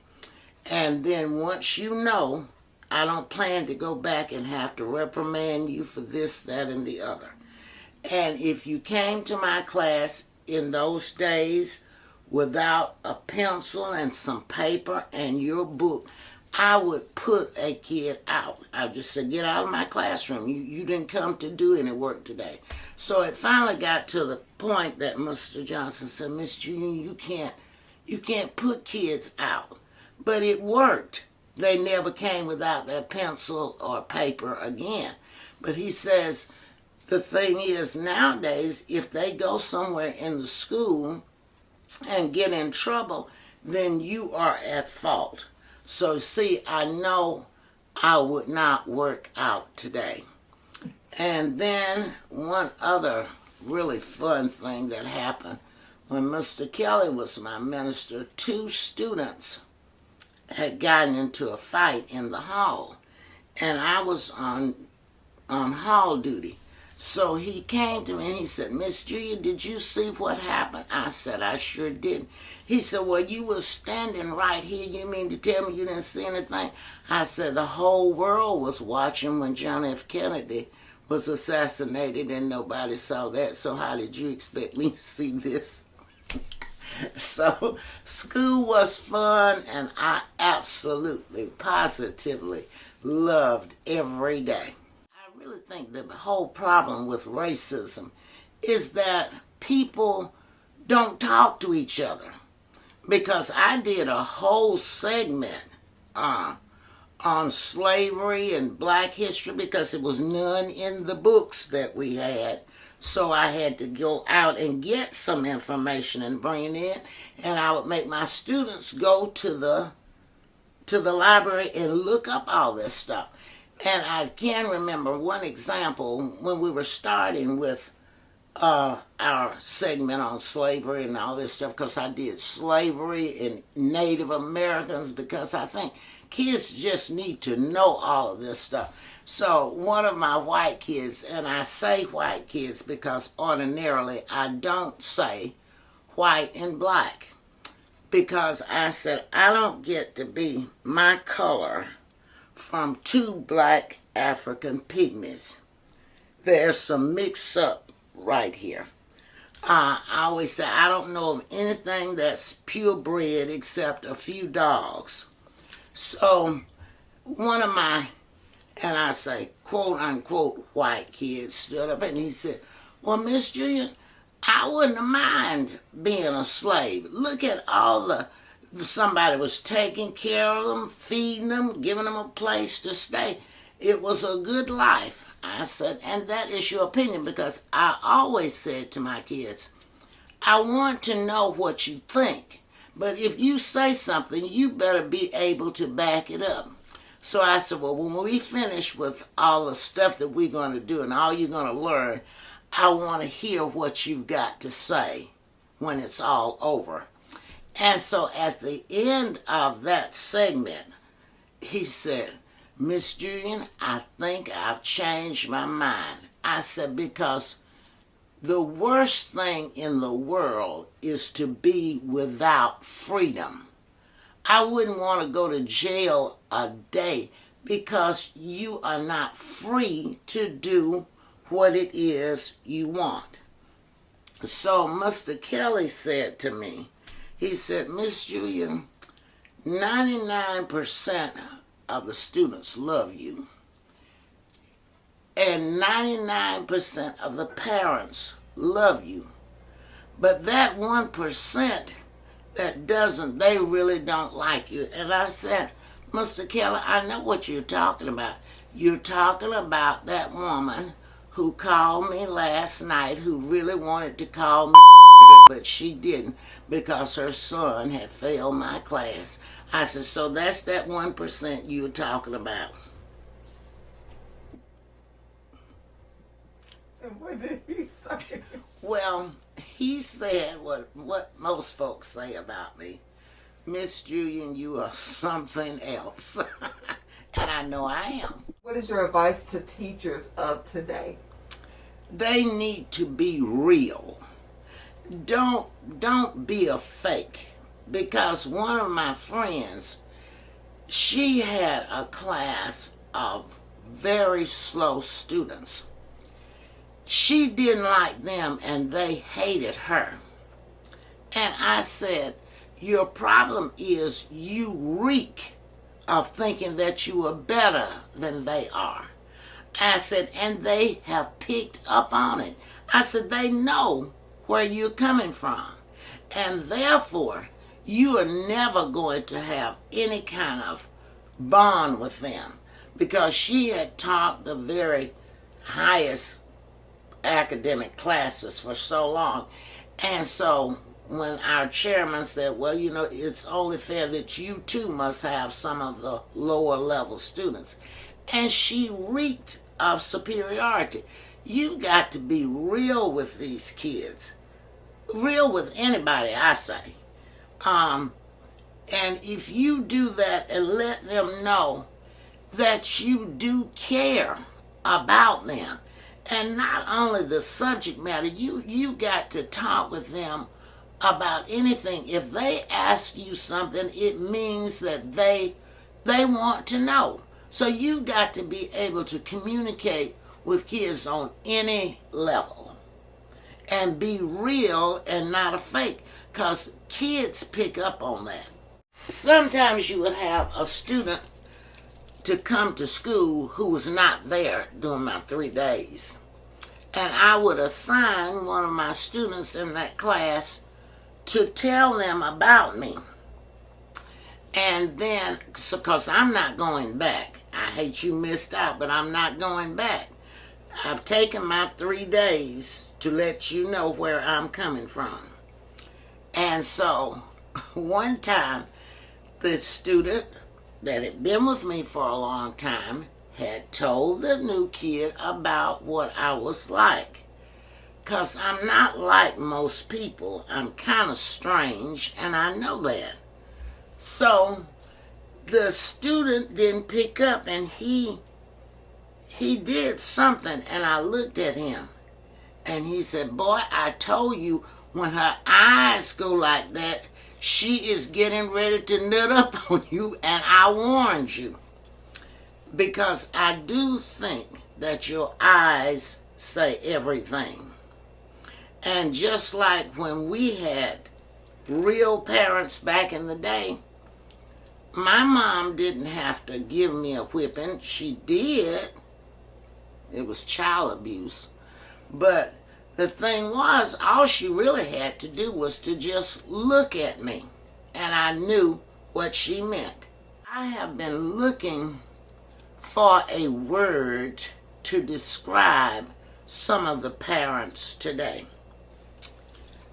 And some of them do not need to, they don't deserve to be called parents. And I will not further that story because I'm on TV.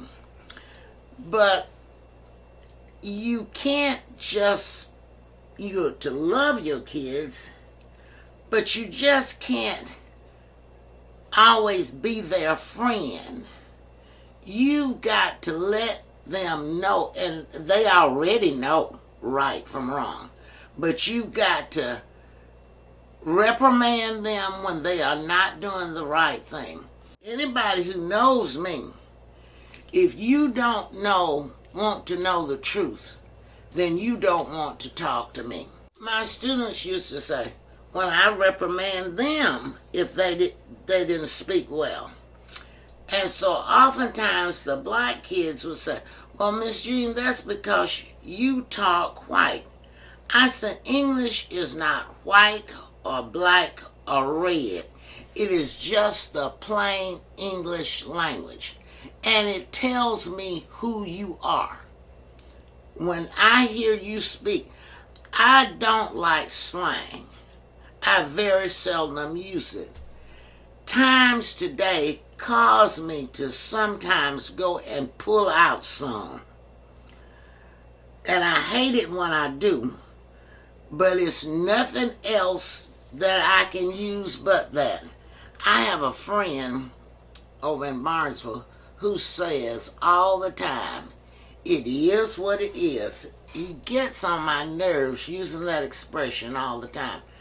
But I analyze that expression. It is what it is. And what it is like an equal sign. What's on this side is what's on that side. I love teaching grammar because I made it real for the kids.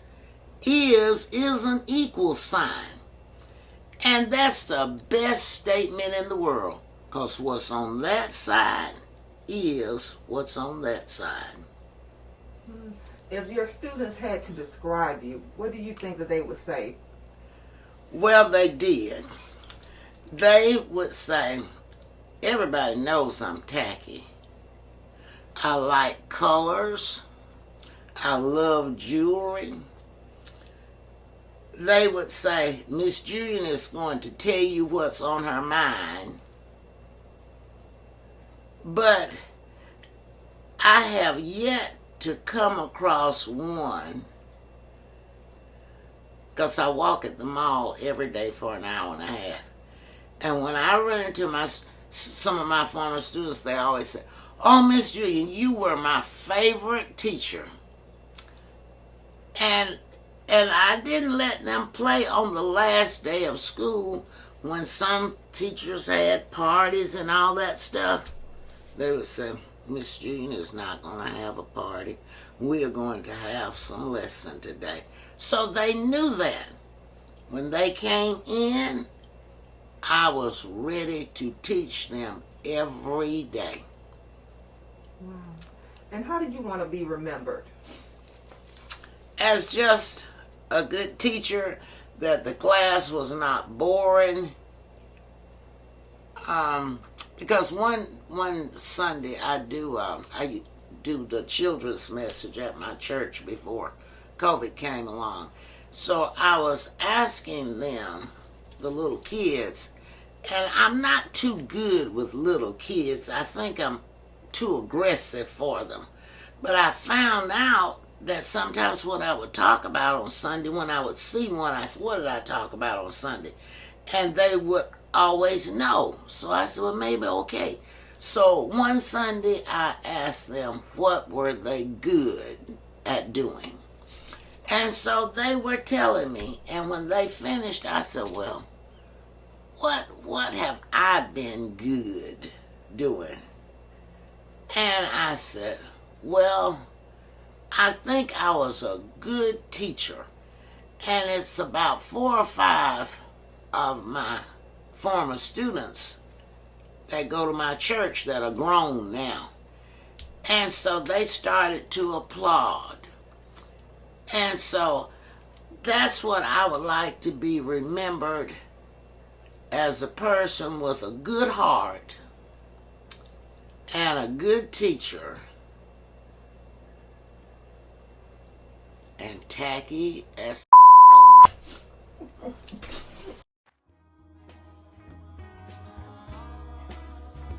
Hello, I am Jennifer Boyd, and I am Superintendent of Lynette City Schools in Lynette, Alabama. I am the first African American superintendent of the school district, and I am also the first female superintendent of Lynette City Schools.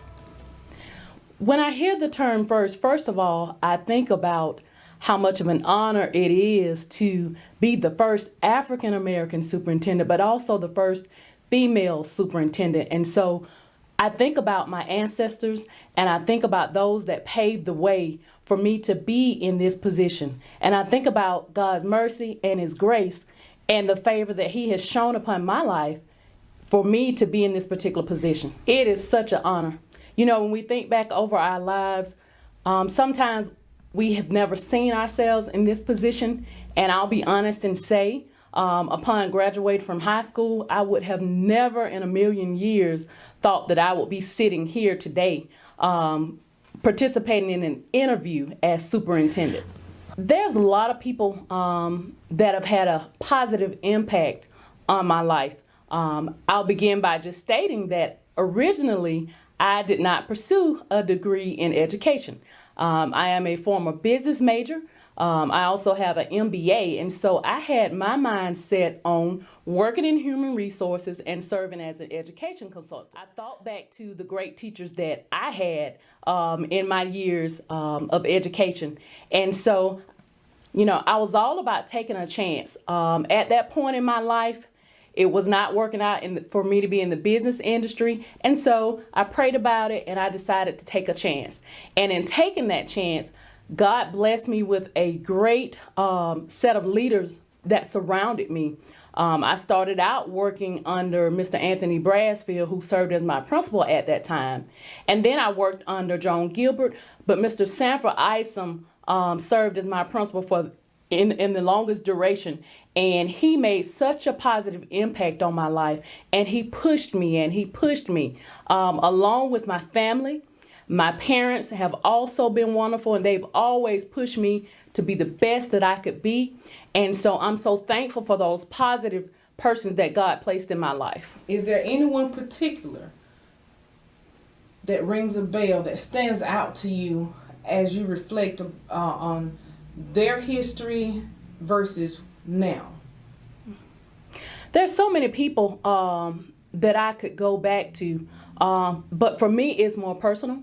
And I think about my great-grandmother, Eunice Dallas, and the care that she had for us and how she instilled in us certain values. And those values include how to persevere, how to be resilient, how to keep going, how to never back down from something that you wanted in life. And so I think back to my great-grandmother who instilled those values in me. We've actually come a long way. When you think back to the little four little girls that started out, and you think back to Ruby Bridges, and then you fast forward to now and the opportunities that African Americans have, we've come such a long way, but I wouldn't dare say that we have arrived just yet. And so I'm thankful that I can now make a greater impact to ensure that all children, not just African Americans, but to ensure that all children have the opportunity to get a quality education.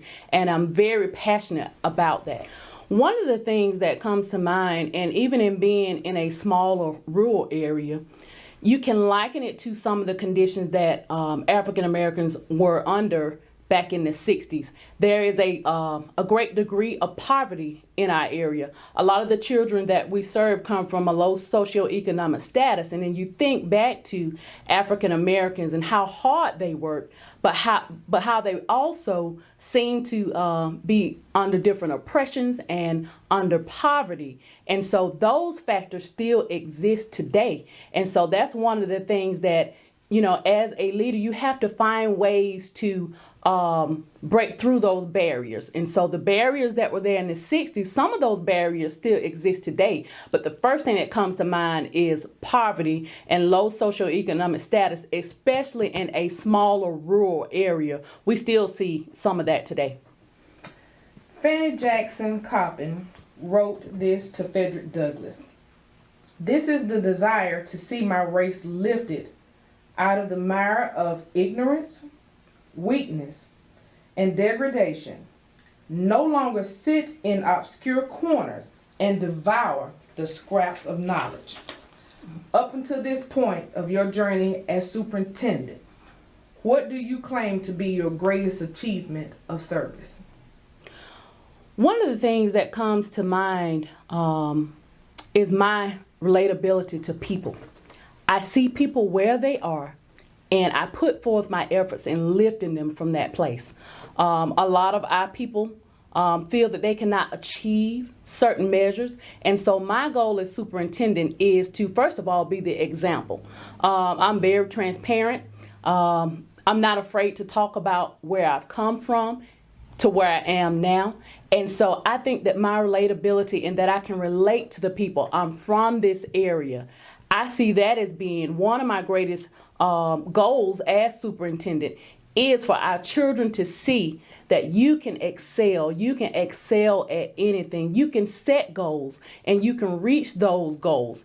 Although the path may be different than others, but you can still reach those goals. And so for me, for a student to graduate college and career ready, regardless of their home situation, regardless of their background, to be able to break through those barriers, for me, that would be the greatest accomplishment. Comparison to the 60s until now, how has the pursuit of academic excellence and success been? I would say that early on, when you look back at the 60s, the oppression. There was a different degree of oppression. African Americans didn't necessarily have the same opportunities, but we have those opportunities now. And one thing that I try to instill in our children, in those around me, is take advantage of the opportunities you have. If you just had an understanding of how our ancestors had to fight for certain rights, you now have those rights. So why not take advantage of the opportunities that are before you? You can go freely. You can drink from a water fountain. You can go in the front door. You have access to education. Why not take advantage of it? And that's one of the things that I think that our children, if they just understood that, and if they just had a greater appreciation for that, I think that we would see more effort put into excelling in academics, in athletics, in anything that our children put their hands to. If they just had that understanding of how our ancestors and our loved ones had to fight for certain rights that they now have, you show your appreciation by taking advantage of it. In the position of superintendent, what is most important to you? Student achievement. But with student achievement, you have to look at the whole child. Academic achievement is so important. And at the end of the day, that's what we're here for. But investing in the whole child, whether it be psychologically, emotionally, academics, sports, but investing in the whole child. A lot of our children go through so much. They're not going to learn how to factor multiplication. They're not going to learn those things when they're dealing with certain barriers at home. So you have to speak to those barriers first. Do what you can to remove those barriers, and then they can pick up on the academic achievement piece. And so speaking to the whole child. You know, in my role as superintendent, I try to be a light, and I try to show love.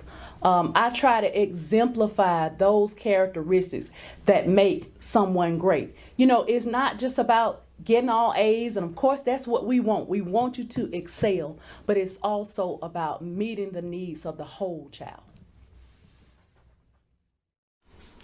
And some more. Trying to get my...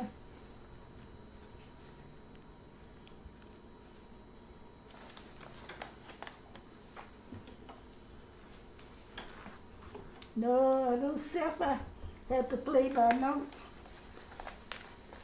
Unless I learn. Have you ever ordered furniture from Ashley Furniture? No, I have not had Ashley. Why, you got some? We ordered them. Down at Texas. No, before Thanksgiving. It's still in there? I'm not surprised when you say